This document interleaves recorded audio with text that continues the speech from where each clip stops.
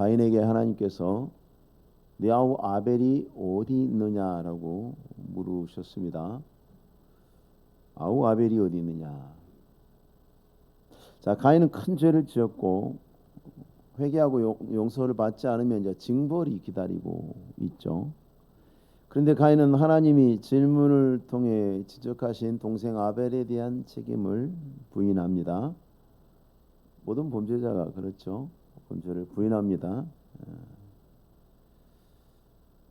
가인에 대한 하나님의 질문은 이중적 의미를 가지고 있습니다.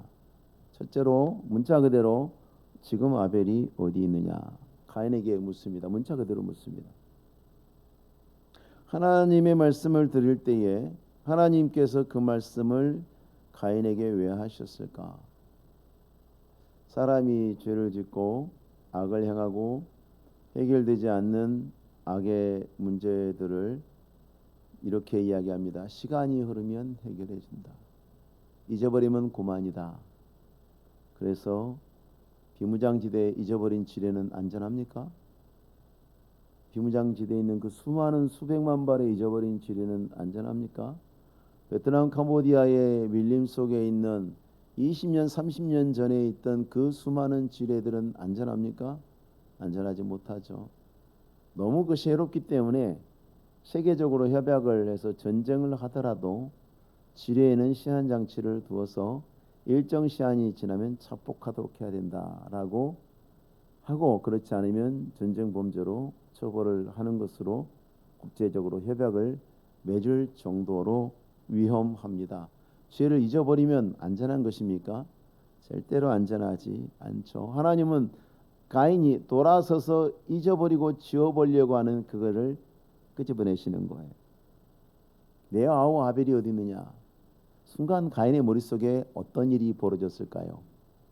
자기가 돌로 쳐서 죽여서 땅에 쓰러져 누워있는, 자기가 마지막으로 본 그 아벨의 모습이 지나갔을 거예요. 아벨의 마지막을 알고 있는 가인이 이 질문 앞에서 양심이 찔렸겠죠. 두 번째로는 아벨에 대한 가인의 책임을 물으신 겁니다. 인간은 하나님께서 서로 존중하고 아끼고 사랑하고 돌보아 주는 책임이 있도록 만드셨습니다. 그래서 교회가 하나님의 형상을 회복하였다. 예수 그리스도를 믿음으로 우리가 하나님의 형상을 회복하였다 하면서 교회 안에서 추구하는 것이 바로 그겁니다. 인간 세상에, 범죄한 인간 세상에서 그 망가지고 깨뜨려져 버린 그런 인간의 관계를 믿음 안에서 하나님의 은혜를 힘입어서 회복해 가도록 하는 것. 그것이 교회의 굉장히 중요한 과제입니다. 일반 사회도 그래야만 공동체를 구성하고 그 기능을 유지하고 안전함을 구하고 살 수 있습니다. 그렇기 때문에 이 땅에 존재하는 모든 사회들, 특별히 선진국일수록 더욱 구성원 개개인에게 책임 있는 사람이 될 것을 요청하죠. 많은 법과 규정들을 만들고 사람들이 지키고 살도록 강제합니다. 그 밑바닥에는 뭐가 있습니까? 사람들이, 구성원들이 서로에 대한 안전장치의 역할을 하도록 하려는 의도가 있는 겁니다. 재난을 당한 사람, 어려움을 당한 사람, 그냥 방치해두면 생명의 위협을 받을 것이 명백한 가운데 그 사람을 돕지 않고 지나가면 죄가 됩니다. 처벌을 받습니다. 왜 그런 것을 강조합니까? 법으로라도 강제하지 않으면 인간의 범죄한 본성은 자발적으로 그렇게 행동하지 않을 것을 알기 때문에 그렇습니다. 서로에 대한 보호의 책임이 사회를 구성하고 또 유지하고 발전시키는 데 너무 필요하지만 어느 정도의 강제성을 갖지 않으면 그렇게 하지 않을 거라는 것을 경험적으로 아는 거예요. 그래서 발전된 사회들은 모든 개개인의 책임에 대해서 세밀하게 법으로 규정하고 어느 누구도 법의 예외가 되지 않도록 합니다.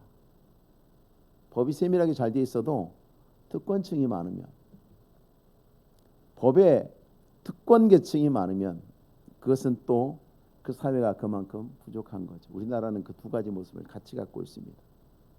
굉장히 다른 사람에 대한 배려와 긍휼과 사랑이 우리 삶의 아주 본질적인 부분에 있어서 많이 녹아 있는 것은 감사한데 여전히 우리는 특권층이 많은 것을 용납하고 있죠.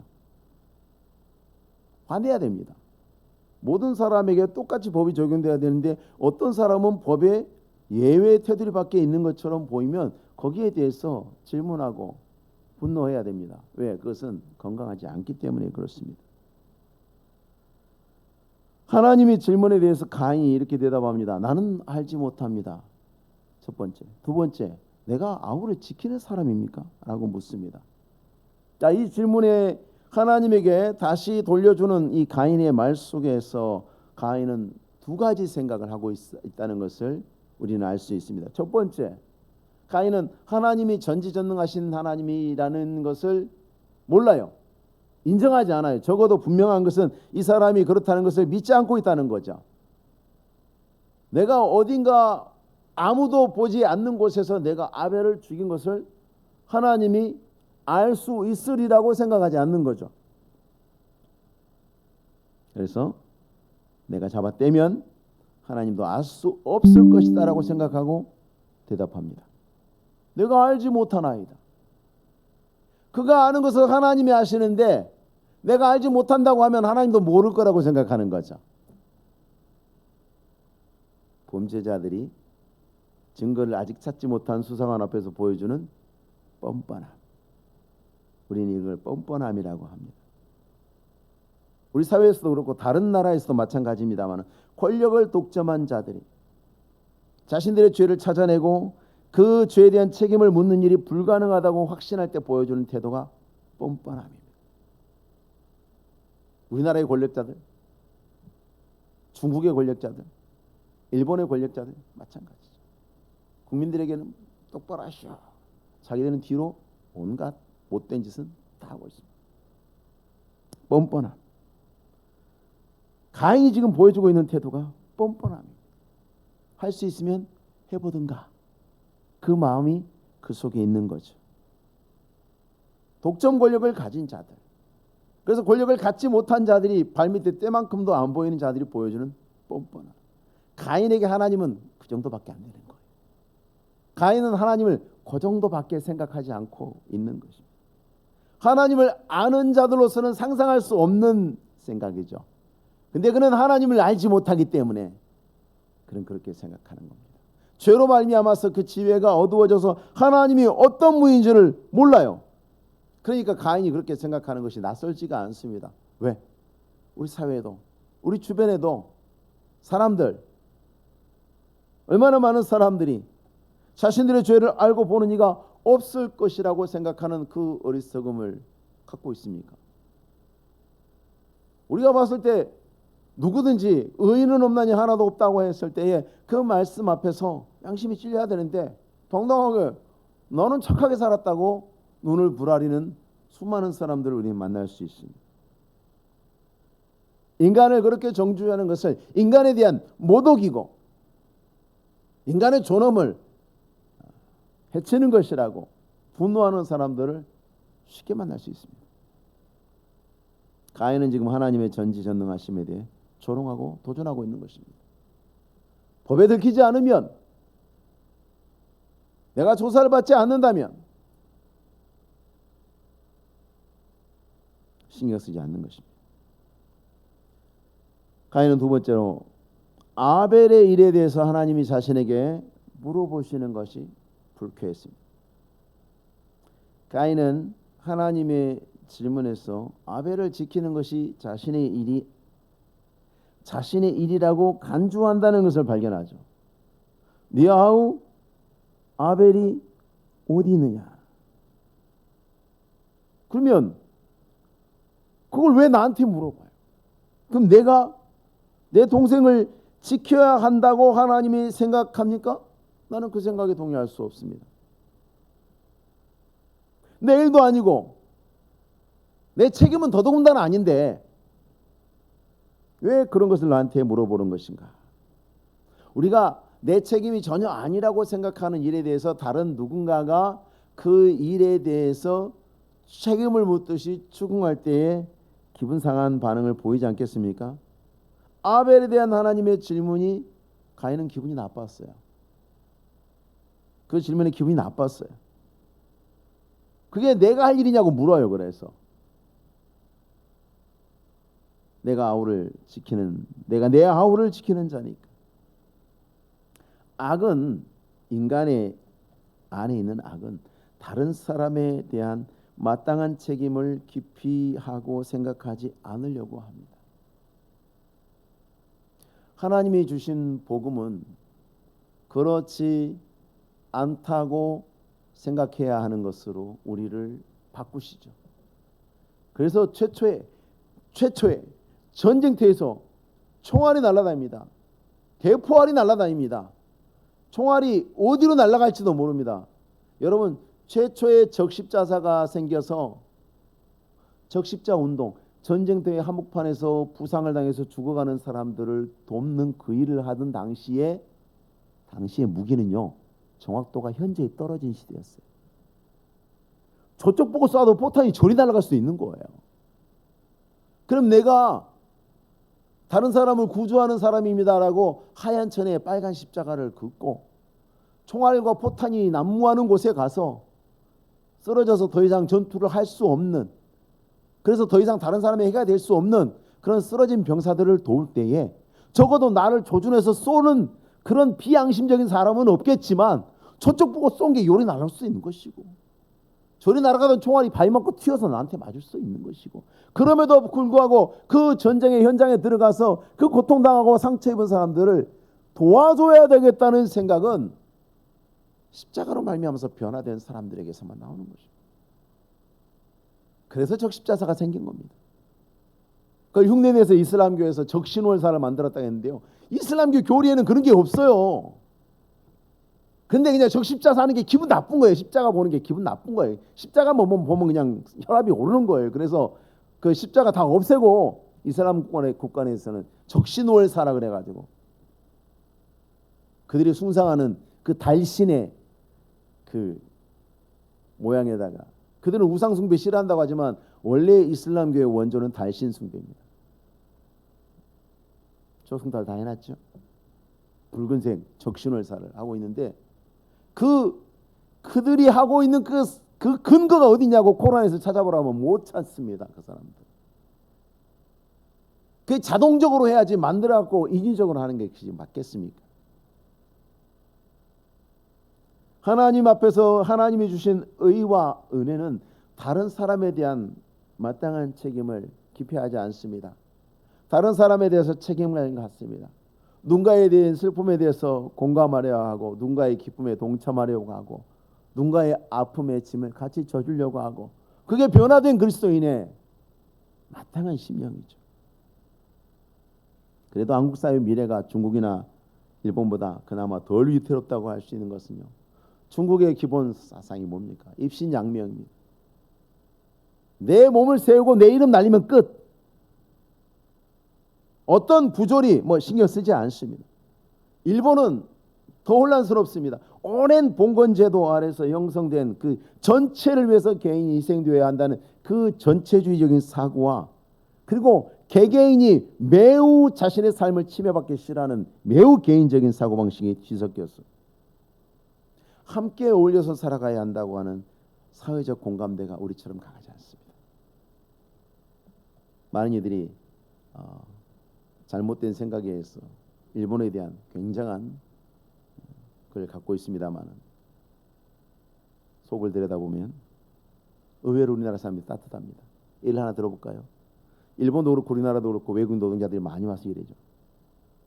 얼마나 많은 동남아 노동자들 와서 일했습니까? 일본에도 굉장히 많이 가서 일했고 우리나라도 많이 와서 일했었습니다. 그것이 사회 문제가 되고, 일본은 여전히 사회 문제가 되고 있죠. 우리나라도 역시 문제가 없지는 않습니다. 그러나 우리나라에 한참 외국인 노동자가 많았을 때 동시에 같이 뭐가 생기는지 아십니까? 외국인 노동자 교회. 기억나시죠? 지금도 많은 교회들이 있어요. 미얀마 노동자들을 돕는, 필리핀 노동자들을 돕고, 방글라데시 노동자들을 돕고, 그들이 와서 모일 수 있는, 이슬람교도도 또 와서 같이 밥 먹고 같이 교제하고, 같이 문제 도와줘. 한국말 제대로 못하던 사람들 위해서 목사님들이 쫓아다니면서 여권 문제 해결해주고 출입국 관리소 사무소 쫓아다니고, 저는 그런 목사님들 여러 본 적이 있습니다. 정말 많은 도움을 줬던, 그렇게 사랑받은 사람들이 자기 고향 돌아가서 한국인 여행자들이 자기 동네 오면 반겨주는 거예요. 여러분, 일본이나 중국에는 우리나라 같지 않았습니다. 교회뿐만 아니라 얼마나 많은 외국인 보호단체들이 있었습니까? 지금은 우리나라 외국인들도 우리나라 노동자법에, 임금법에 따라서 그 보호를 받죠. 일본은 그렇지 않습니다. 감사한 거예요. 사람에 대한, 약자에 대한 그나마 악의 요인이 억제될 수 있는 구조가 아주 강력하지는 않지만 어느 정도 작동하고 있다는 것은 감사할 만한 일입니다. 아벨은 자기 친동생임에도 불구하고 그에 대한 관심과 책임에 대한 마음의 부담조차도 거절했어요. 가인의 책임의 표에 대해서 하나님께서 네가 무엇을 하였느냐라고 질문하십니다. 역시 이중적인 의미를 갖고 있습니다.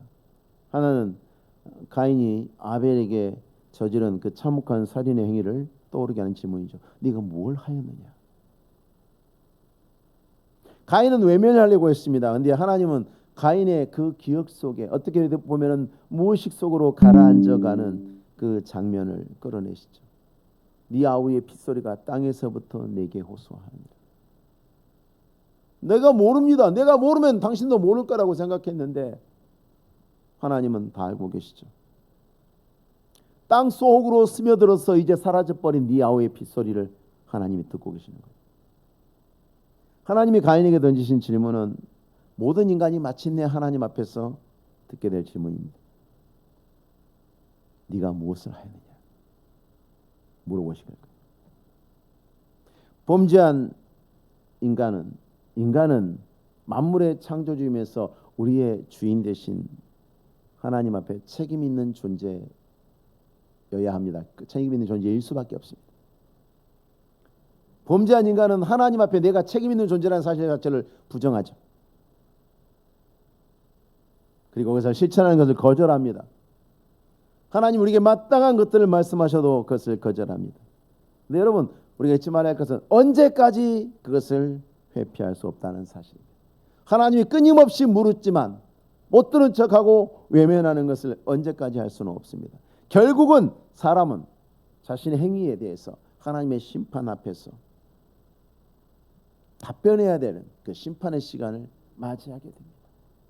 이 땅에서 부패하고 방탕하게 하나님이 주신 모든 것들을 자기만을 위해서 실컷 즐기고 누리고 씹고 뜯고 맛보고 즐기고 살다가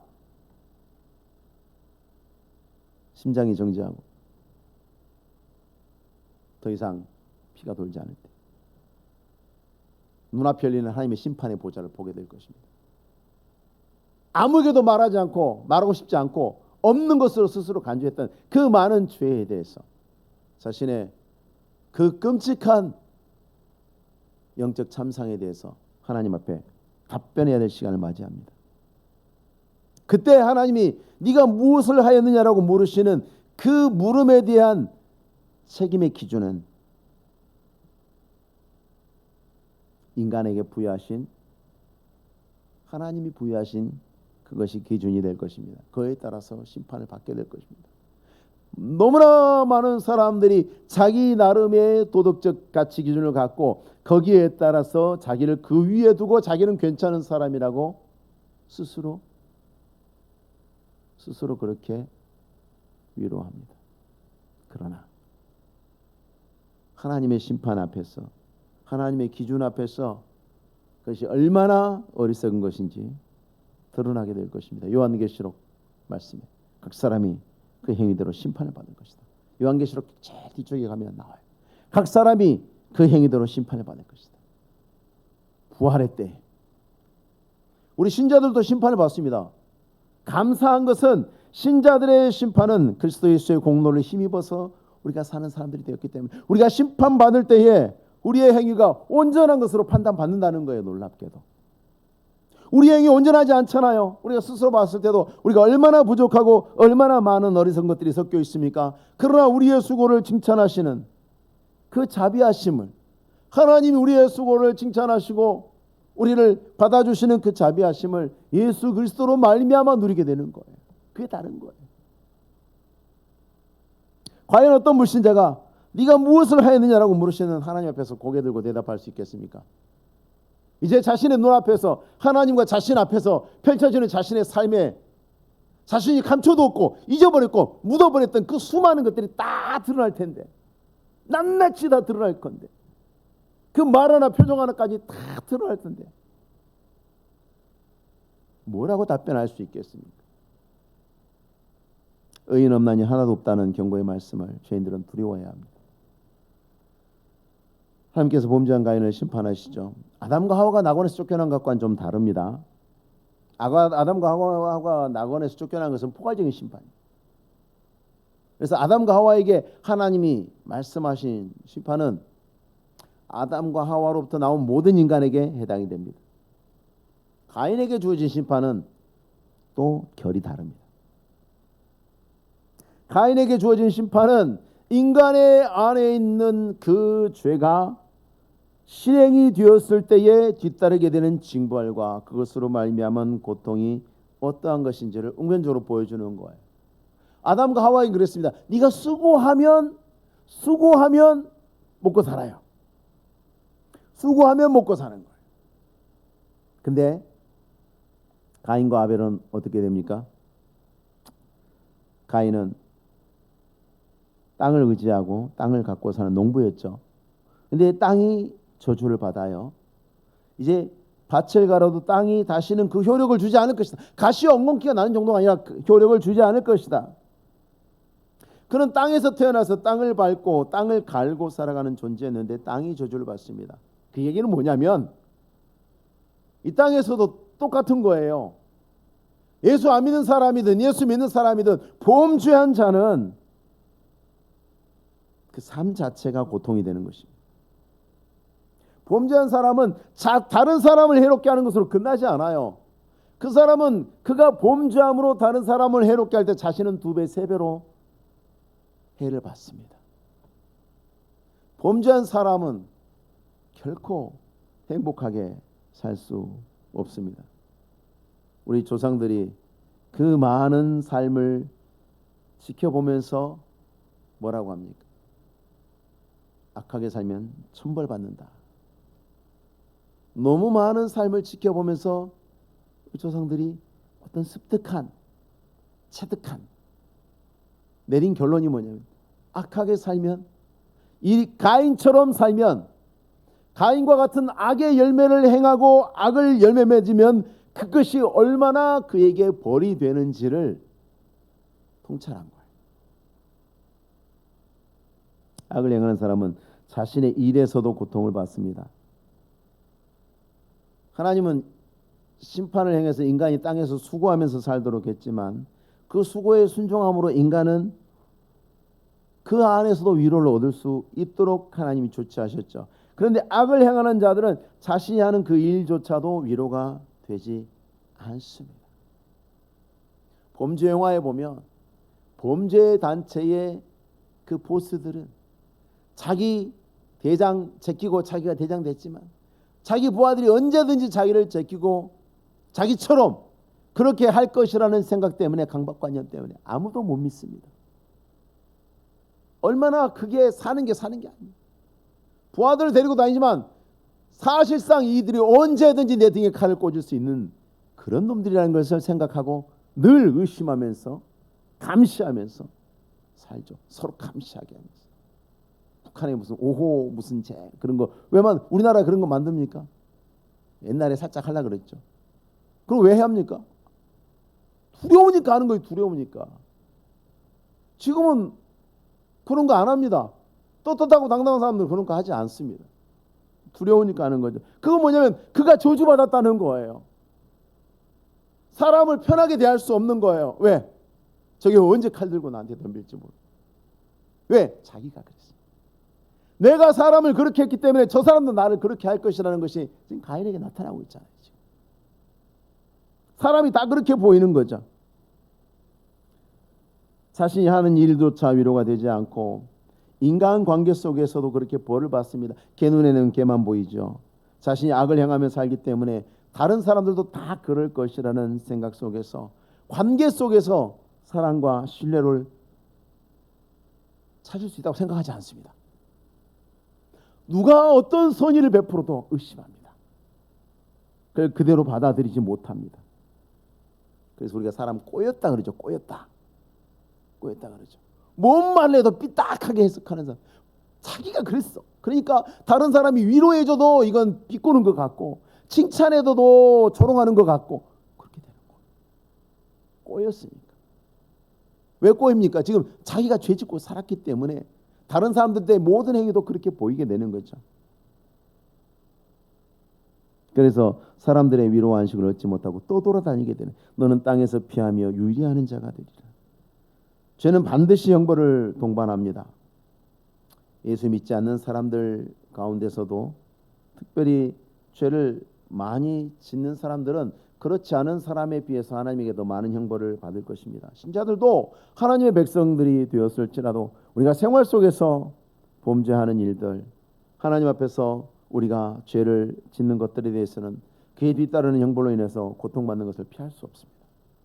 그래서 우리는 구원받은 것으로 만족하고 그 안에 안주하지 말고 더 힘써서 거룩한 삶으로 하나님 앞에 살아가는 일이 그 자체로, 내가 하나님 앞에서 굉장히 무거운 짐을 받고 만약에 무거운 숙제를 하고 있는 것처럼 여길 것이 아니라 이것 자체가 나에게 복되고 소중한 것이라는 것을 마음에 깊이 생각하시고, 여러분이 하나님의 은혜 가운데서 거룩하게 살수록 여러분 주변을 둘러싼 모든 것들을 통해서 여러분은 복을 받을 것입니다. 그것을 잊지 마시고 다른 사람을 위해서가 아니라 나 스스로를 위해서라도 하나님 앞에서 올바른 삶의 길을 걸어가길 힘쓰는 우리 성도님들이 되시기 바랍니다. 기도하겠습니다. 거룩하신 하나님 아버지, 감사합니다. 주여, 우리가 믿음으로 날마다 주 앞에 바른 자 되기 원합니다. 바른 길을 걷게 하옵소서. 죄에 빠지지 않게 하시고 악을 행하지 않도록 도와주옵소서. 예수 믿고 구원받았을지라도 얼마나 많은 유혹들이 우리 삶 가운데 올무를 놓고 기다립니까? 하나님이여, 우리의 발걸음을 지키사 생명의 길을 걷게 하시고 우리의 마음을 지키셔서 날마다 주 앞에 온전한 마음으로 살게 하시며 우리의 입술을 지키셔서 우리의 입술의 파수꾼이 하나님께서 돌보심으로 말미암아 나오는 모든 말들이 복되고 아름답고 영화로운 것들이 되게 하옵소서. 온전한 감사를 드리며 예수님의 이름으로 기도하옵나이다. 아멘. 찬송가